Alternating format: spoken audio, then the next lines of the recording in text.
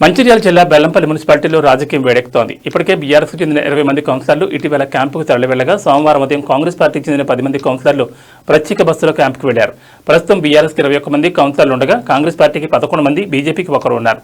మొత్తం 34 వార్డులు ఉండగా 15వ వార్డు కౌన్సిలర్ అనారోగ్యంతో మృతి చెందారు. 33 మంది సభ్యులు మాత్రమే ఓటింగ్లో పాల్గొంటారు. 22 మంది సభ్యులు అవిశ్వాస సమావేశానికి హాజరైతే ప్రస్తుతం చైర్పర్సన్ జక్కుల శ్వేత తన పదవిని కోల్పోవాల్సి వస్తుంది. 22 మంది కంటే సభ్యులు తక్కువగా ఉంటే జక్కుల శ్వేత చైర్పర్సన్గా కొనసాగే అవకాశం ఉంది. ఎమ్మెల్యే గడ్డం వినోద్ సైతం శ్వేతను చైర్పర్సన్గా కొనసాగించడానికి తన అభిప్రాయాన్ని సూత్రప్రాయంగా చెప్పినట్లు సమాచారం.